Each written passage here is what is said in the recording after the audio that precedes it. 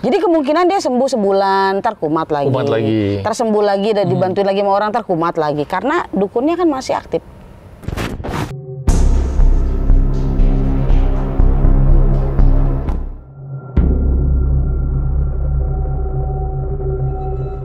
Selamat malam, ketemu lagi di Kimata. Kita mau cerita. Asik.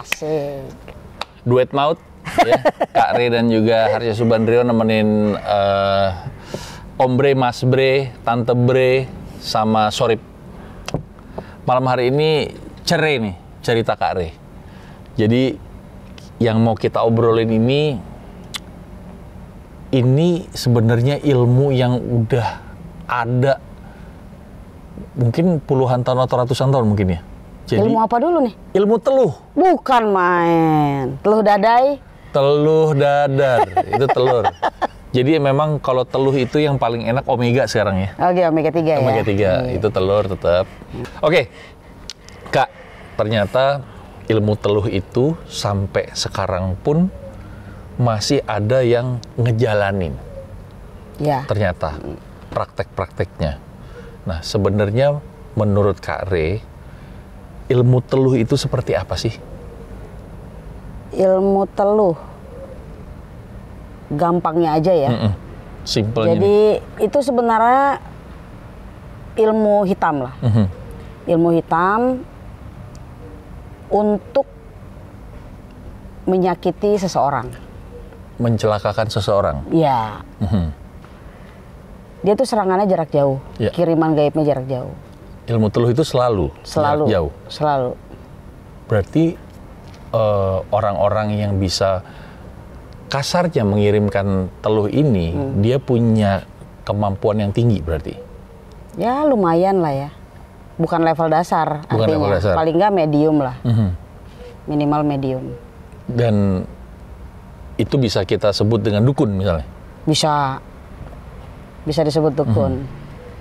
Nah, kenapa teluh itu yang selalu dikirimkan itu bisa mematikan, bisa mencelakakan, bisa mematikan kan Kak? Bisa, tergantung niat dari si yang punya niat. Oke. Jadi ketika yang punya niat ini mendatangi dukun, permintaannya dia apa nih terhadap teluh ini? Apakah hanya mau dibuat sakit aja? Atau memang mau dibikin sampai lewat nih? Gitu. Jadi by request. Jadi nggak semena-mena atau nggak semata-mata keinginan dukunnya. Nggak. Itu niatan dari yang minta ini. Nah, yang datang ke dukun ini. Sebenarnya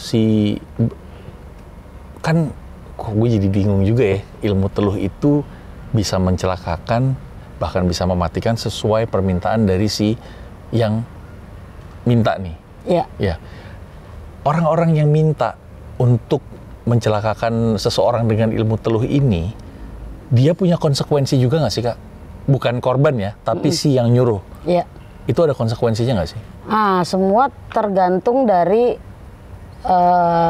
dukunnya ya.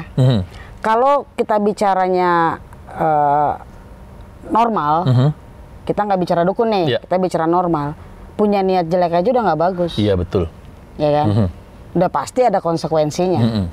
Tapi kalau kita bicaranya dia ke dukun, ini tergantung dukunnya nih. Karena ada beberapa yang gue tahu ya, yang gue tahu itu ada beberapa dukun yang modelnya memang dia tanggulangi sendiri. Jadi nggak akan ada imbasnya ke yang minta nih, yang punya niat, nggak ada imbasnya. Ada tuh model dukun yang seperti itu. Ada juga yang model dukun ketika dia melakukan hal sesuai dengan permintaan yang punya niat dan ternyata dalam prosesnya dia kena serangan balik. Serangan baliknya itu bisa dia tangkap, dia kasih ke si yang punya niat. Iya, yang minta itu. Ada yang seperti itu. Itu sebenarnya harusnya ada perjanjian dulu atau enggak sih di antara si dukun dengan si yang punya niat untuk mencelakakan? Kalau dukunnya jujur, artinya dia udah biasa terus terang gitu ya sama pasien-pasiennya. Dia pasti akan ngomong, ini resikonya akan seperti ini ya, gitu. Nah ada juga memang yang gak jujur dukunnya. Nah, Jadi ini dia yang nggak tadi. menceritakan konsekuensinya, efek sampingnya apa seperti apa, dia nggak cerita. Harusnya kalau dukunnya baik, dia akan menceritakan konsekuensinya. Iya. Nah, jadi gini, ada juga orang-orang yang ternyata bingung. Lah, ilmu teluh, apa bedanya sebenarnya sama santet? Nah, kalau itu gimana, Kak? Ya sebenarnya kalau untuk beda-beda beda-beda tipis. beda tipis, Nah, ya. beda-beda tipis. Kalau santet itu dia lebih kayak ke rumah, ke usaha, gitu. Kalau udah ke badan seseorang itu biasanya teluh. Dan, wah gila ya, kalau santet itu berhubungannya sama benda. Berarti misalnya kayak minuman ini, itu disantet sama seseorang. Gua minum, gua pasti kena, Ya. iya kan? Tapi dia nyerangnya ke benda dulu. Itu Iya, apakah melalui masuknya perantara. Apa masuknya jadi teluh atau tetap santet? Tetap santet. Tetap santet. Tetap santet. Ilmunya tetap santet. Misalnya contoh gini, dia ada seseorang kirim ke rumahnya si A, santet ke rumahnya si A. Nah di rumahnya si A itu yang akhirnya jadi dibikin ribut terus, Oh, nggak nyaman. nggak pada betah di rumah, Panas rumahnya gitu. Oh, oke. Atau ke tempat usaha. Tempat usaha ya. Nah, Jadi usahanya jadi ya kacau mampet. gitu. Nah, gini Kak. Sebenarnya kalau kita lihat secara awam, santet dan teluh yang paling tinggi ilmunya itu yang mana? Sebenarnya kita nggak bisa bilang begitu ya, karena semua ilmu sebenarnya pada dasarnya sama, hanya beda-beda metode aja. Teluh ya teluh, santet ya santet, gitu. Nggak ada lebih teluh tinggi itu teluh lebih tinggi nggak juga, atau santet lebih rendah nggak juga. Sama-sama ilmu. Hanya beda aja nih, yang satu nyerang ke diri seseorang langsung, yang satu lewat benda-benda yang ada di sekitarnya. Betul. Wah, oke. Proses pemulihan seseorang yang kena teluh itu bisa lama atau cepat, Kak, sebenarnya? Untuk pemulihannya, nah gini deh, ketika seseorang kena teluh, itu dari mulai dia merasakan gejala-gejala ya bahwa dia kena teluh, sampai dengan dia benar-benar sadar dia kena teluh, cari orang untuk proses penyembuhan. Dari proses penyembuhan itu berapa lama? Nah itu kan tergantung dari serangannya. Enggak juga sih Om, tergantung yang ngobatinnya. Kadang-kadang kan gini ya, seseorang nih cari dukun atau cari yang bantuin dia untuk menyelesaikan permasalahan teluh ini, tapi ternyata ilmunya nggak nyampe. Kalah sama si yang ngirim teluhnya. Iya, yang pada akhirnya gagal. Atau nggak ada reaksi apapun gitu. Kalau dia dapat orang yang tepat, itu pasti akan terasa sama si pasien. Ada perubahannya. Ada perubahan. Kalau masalah berapa waktunya, kembali lagi proses penyembuhan tiap-tiap orang itu caranya beda-beda. Bahkan waktunya pun beda-beda. Bisa lebih cepat atau bisa lebih lama juga? Kalau cepat tuh kira-kira? Semua kemungkinan ada Om. Misalnya gini, dia dapat orang untuk bantuin dia sembuh ini 3 orang misalnya. 3 orang yang berbeda, anggaplah beda kota. Misalnya dari kota A bilang, kamu penyembuhannya ini harus 6 bulan dengan 6 kali pertemuan misalnya. Mungkin dari kota B bilang ini cukup 3 kali pertemuan aja dengan 3 bulan. Dari kota C bilang, ini mah sekali ketemu juga beres, selesai gitu. Dan ini nggak ada yang salah tiga-tiganya. Karena semua sesuai kemampuan masing-masing. Dan mungkin kenapapun yang ini lama, dia mencari mungkin yang safety-nya. Bukan dia nggak mampu dipercepat, tapi dia punya metode sendiri. Kenapa sampai lama sehingga itu diputuskan untuk 6 bulan gitu. Sama juga yang 3 bulan juga. Benar, yang 3 bulan juga seperti itu, yang lebih cepat pun seperti itu. Jadi nggak ada yang salah. Nggak ada yang salah ya? Nggak ada yang salah. Nah, kalau di teluh, ilmu teluh itu, media yang dipakai untuk menyerang itu apa sih, Kak, biasanya? Kalau untuk teluh ya, kebanyakan sih ada yang boneka. Tahu boneka yang dibikin ya. Jadi misalnya, kayak voodoo ya, kayak boneka voodoo. Iya, misalnya nih dibikin dari alang-alang. Alang-alang, ya betul. Atau dibikin dari tali apa tuh yang tebal-tebal tuh, tambang. Tapi dibikin sampai dia berbentuk boneka. Ada tangannya, gitu. ada kakinya, ada kepalanya gitu ya. Ya, asal aja sebenarnya, asal aja. Atau ya itu tadi kembali kain. Kain. Gitu. Itu yang untuk penyerangnya. Iya, jadi dukun yang akan nyerang ini bikin boneka dulu. Nah, ya. Bonekanya itu dipegang sama dukunnya terus? Iya, atau dipegang. dikirim? Enggak, dipegang terus? Dipegang terus biasanya. Karena dari boneka itulah nanti diritualkan oleh si dukun ini. Misalnya nih, dia ngincer kepala, biar sakit kepala terus, jadi kan nggak bisa aktivitas ya Om. Iya. Misalnya pakai jarum pentul. Ditancepin tuh. Tancepin aja udah, jangan dicabut-cabut. Wah, langsung sakit terus tuh. Nyut, iya kan? Kalau dukunnya usil, tuh jarum, tinggal diginiin. Udah tuh. Iya, ya kan? Iya, sakit Kepalanya kepalanya begitu. Simpelnya seperti itu. Kak Re pernah nggak menangani kasus orang yang kena teluh dan proses penanganannya kayak gimana, Kak? Pernah. Teluh urat saraf. Teluh urat saraf? Iya. Itu diapain, Kak? Jadi urat sarafnya yang dimainin sama dukun yang ngerjain dia. Gitu. Jadi dukunnya itu dia bukan jarum pentul ya. Dia pakai jarum jahit yang paling halus. Kan ada jarum-jarum tuh macem-macem ya. Iya. Nah, dia pakai yang paling halus. Berarti hampir kayak yang buat akupuntur ya? Nah, jadi di bonekanya itu kepalanya dibikin besar. Badannya biasa. Nah, di kepalanya itu dia gambar pakai, tahu spidol yang paling kecil nggak sih? Yang biasa yang kita sekolah. berapa? Snowman. Snowman. Kalau nggak zaman dulu rotring. Nah, dia pakai tuh. Jadi kepalanya tuh kayak dibikin kayak urat gitu loh. Gitu. Digambar pakai spidol, gambar. Nah, urat-urat itulah yang dia tusuk pakai si jarum halus itu. Dan itu hanya ngikutin garis itu aja. Astaga. Dan satu garis begini itu bisa 20 jarum, Om. Makanya, nah penanganan itu kayak gimana sih Kak sebenarnya menyelesaikan atau memproses orang untuk terlepas dari teluh itu? Kayak misalnya contoh yang tadi yang jarum itu gimana prosesnya? Ya, jadi pada saat itu, ini gue cerita tentang hal yang pernah gue tanganin ya. Jadi pada saat itu orang yang datang minta tolong ini, dia usianya kisaran 36 tahun. Si muda ya? Si muda, laki-laki ya. 36 tahun, keluhannya itu dia sakit kepala sampai ketika klimaks sakit kepalanya dia bisa pingsan. Dia nggak sadarkan diri. Saking sakitnya, itu klimaksnya. Nah, ketika dia sadar, itu nggak ada sakit kepalanya. Hilang gitu? Hilang. Nah, nanti ada waktu-waktu tertentu, dia sakit kepala lagi. Jadi ketika dia mau sakit kepala lagi, dia udah paham tuh dia harus jangan sampai dia lagi sendiri. Kalau dia lagi sendiri, dia harus buru-buru deket sama orang. Gitu. Karena dia pernah satu kali kondisi mandi, Om. Jatuh di kamar mandi? Jatuhlah dia di situ, berjam-jam. Sementara di rumah lagi benar-benar nggak ada orang. Dia lagi sendiri. Akhirnya dia sadar sendiri. Tapi sesudah beberapa jam tuh? Benjol jadinya. Benjol. Gitu. Akhirnya dia pelajari ini kayaknya nggak beres. Berobatlah dia ke dokter. Dari dokter semua normal. Normal, nggak ada masalah. Dia penasaran. Akhirnya ronsen, CT scan. Nggak ada masalah juga.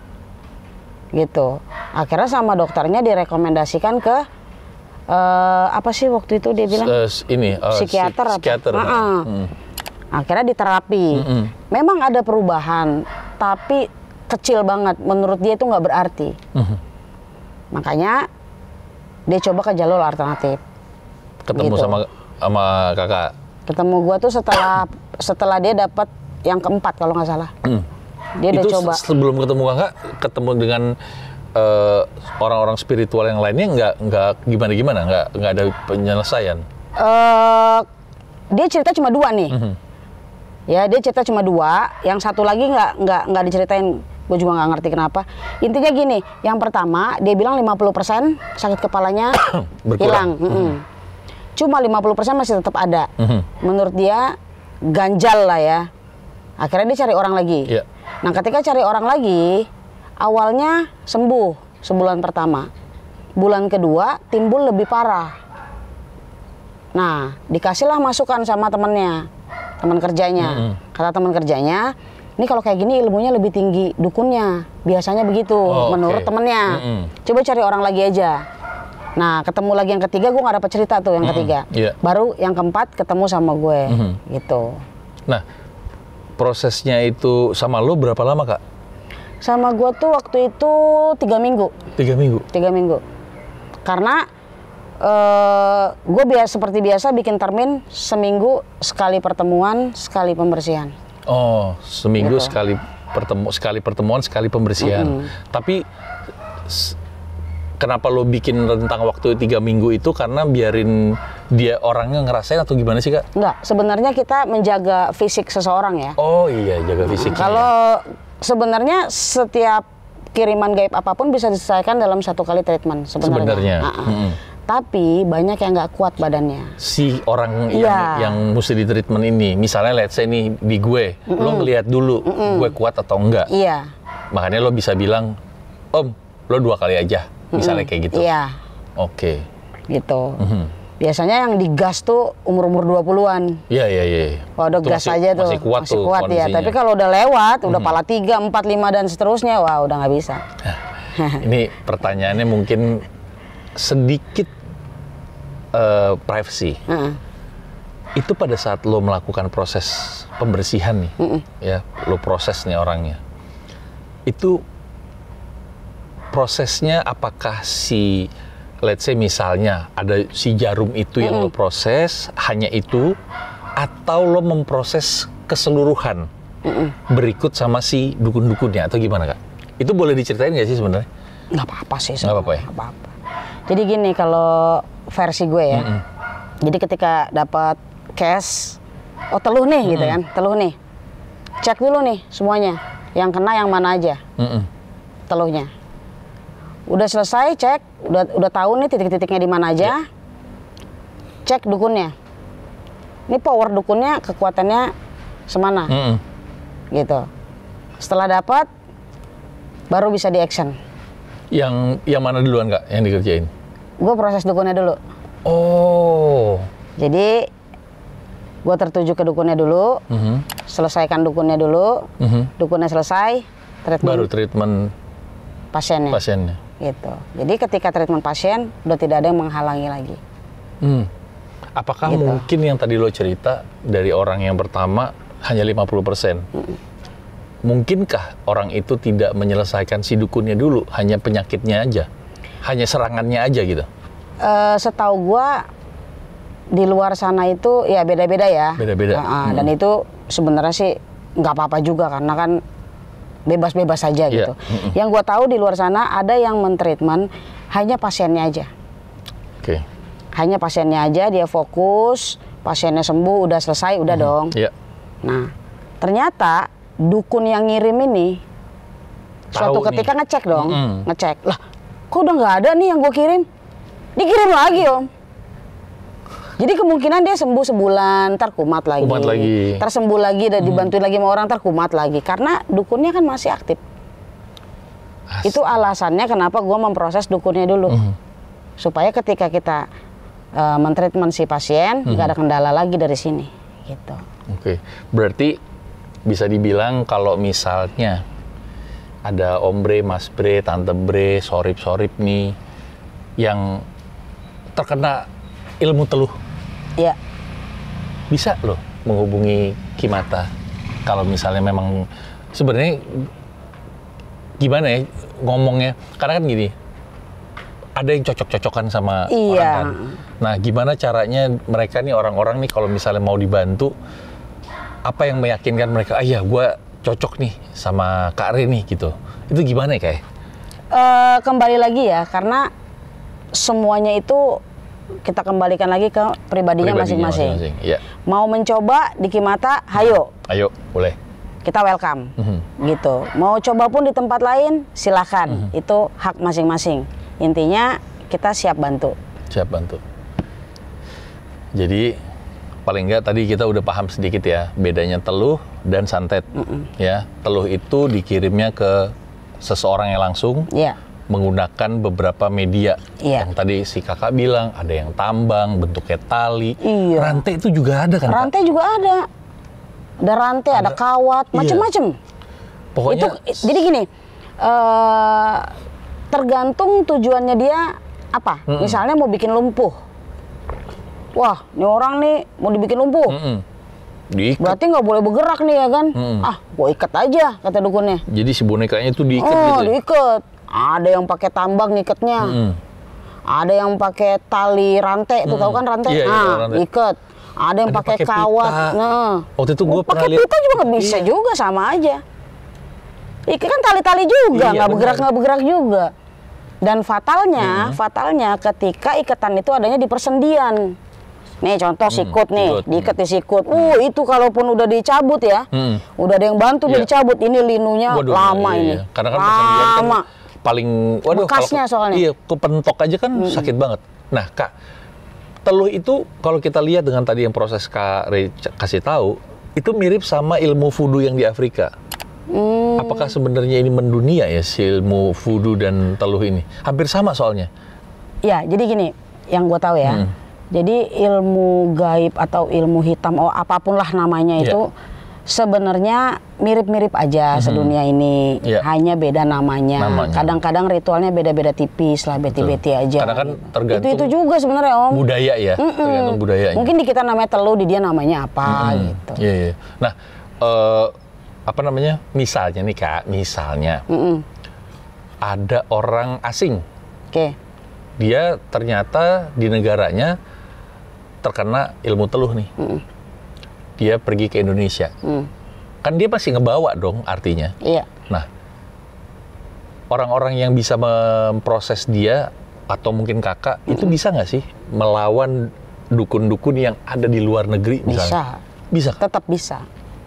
Tetap bisa. Apalagi nih, ya kita katakan dia pasien ya. Apalagi si pasien ini ketemu langsung sama kita, waduh, makin enak. Enak lagi ya. Wah. Berarti kalau misalnya ada gangguan-gangguan dan dicurigai ini teluh, ya. Jadi Om Bre, Mas Bre, Tante Bre, Sorip udah tahu harus menghubungi siapa. Jangan Ghostbuster. Hubunginnya Kimata. Bener nggak Kak? Iya. Iya kan? Kita siap membantu pokoknya. Dan